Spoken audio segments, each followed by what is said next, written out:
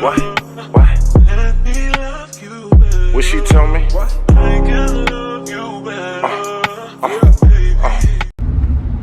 Nephew with the curfew. I raised a nigga like I birthed you. What's the deal? It's your boy Big Tizzy. The biggest of the big of the big. You digging it? Don't get no bigger than the biggest. Check this out. Today I just got a quick, short message. I ain't trying to make it too long for people. I ain't trying to do all that. I'm just here to say today, man, you know, for people who going through hard times or people who got habits and shit like that, please understand this. If you're doing drugs, alcohol, or whatever, please understand that those things are temporary things to make you feel good, okay? Don't depend on that shit. Because whenever you're going through hard times and you need to shut it off, you need to be able to shut that one off. You don't need that shit. That's not like, you don't need to smoke no weed. I don't care what nobody say. You don't need to drink no alcohol. You don't need to pop no pill. You don't need to do none of that shit, bro. Straight up. Like, it's crazy because I got a female that I'm dealing with, and you know, at this time we both kind of fucked up. Like I lost my job, and then right after I lost my job, she fucked around and lose her job. Right? So we fucked up. I've been, you know, getting in my car, giving people rides to make money.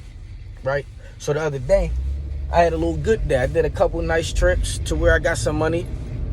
And I'm like, you know, I know she ain't been doing nothing besides sitting in the crib with her son. And I know she's stressing. I go get her some little bit of liquor, a little bit of alcohol, and a little bit of weed. Bring it back. You know what I'm saying? You know how ungrateful this bitch was? This bitch said, oh, I need a cigarette. I said, we got this weed. Just smoke the weed. She said, no, that ain't gonna do it. I need a nicotine fix. And I'm like, okay, so one, that was very disrespectful because the money that I just went out to earn, you gonna sit here and try to like throw it off all because you don't got no weed? I mean, no cigarette? First of all, I didn't even have to do this. I got 5 kids. So for real, instead of buying that weed and buying that alcohol, I should have been worried about my motherfucking kids. You feel me? That shit could have went on, even though I only spent about $40, that shit could have went somewhere the fuck else. I didn't have to spend it on you. Like, y'all gotta start being thankful, especially whenever you're not in a position to do anything. You gotta be thankful for what you can get. It's like, how you gonna complain about somebody else's money? And then a motherfucker like me, I came and I tried to come and, you know, look out and bring something so that you can have something. Because I know how it be whenever motherfuckers just want to smoke, just want to have a little drink. I know how that be. But if somebody else is paying for it on their dime, you got to just be respectful about it. Like, then again, yesterday, I went out and did a ride. I had intentions on coming back to get like a little 10 sack of some weed. Just a little 10 sack. You know, cause shit rough out here. I shouldn't even be trying to buy that, right? But then next thing you know, I get played on the ride though. Like, they finesse me. They don't pay me everything that I was supposed to get. So that messed everything up. Like, what they sent me, I couldn't do nothing besides just put it right back in the tank. Literally. I couldn't do nothing. So when I get back, and she see I ain't got no weed, and I tell her, like, what happened? She spazzed out on me. Well, you should have told me. I'm like, well, first of all, me and this person agreed on a number. We did. Once they got out my car, they cashed out me something totally different. I can't do nothing about that. I can't. There's not one thing I can. No matter what I want to do, I can't do one thing about that at all. So how the fuck would you even had a nerve to get mad at me? And then at the end of the day, you ain't applying yourself.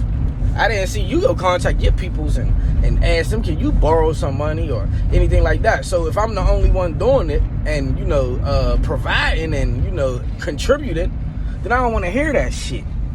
Nobody should have to hear that. Like, you're crazy. That is just mad disrespectful. I can see if you was like applying some type of help for us to, you know, get some weed and like, but at this point, it's like, I don't even smoke weed that much.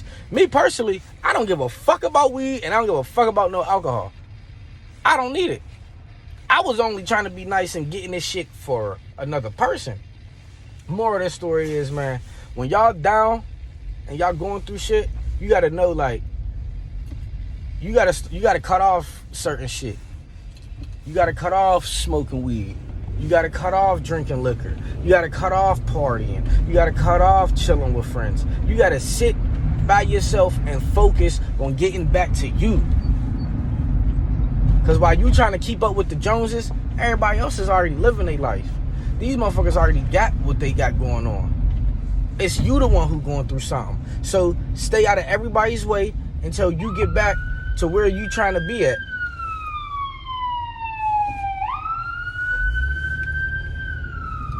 Because people don't, like, you know, life goes on, man. You can't just, man, I'm just trying to tell y'all, man. It fucked me up that a motherfucker really acted like that whenever, you know, a nigga was trying to do something. Not like the whole time that I was getting the beer, the whole time that I was getting the alcohol and the weed, I'm thinking in my head like, oh yeah, this is gonna make her happy. She about to love this right here. Yeah, she about to love this right here, boy. Like, she about to be happy as hell. She ain't know this was coming. Yeah. I get in there and she slapped me in the face with, I need a cigarette. This ain't gonna do it. I need a nicotine fix. I know me. I'm like, ain't this about a bitch? A nigga can't win for trying. But that goes back to be careful with who you fuck with. Then gonna try to say, then keep bringing it up that she lost $30 with me, right? Bro, I didn't know that my Cash App was going to eat that money up. I did not know that. That was my fault. I told you to send it to me, send me the money so I can go into I can go get you some weed. But at the end of the day, nigga, you been paid back for that. You keep trying to bring up that punk ass $30. I've been paid you back for that $30. That $30 then got drank up, all types of shit, smoked up. Like, come on, let's not do that. Like, then what I don't like is shit like that. Like, don't try to, because if I want to start go counting favors and shit like that, bitch, I can start counting some favors.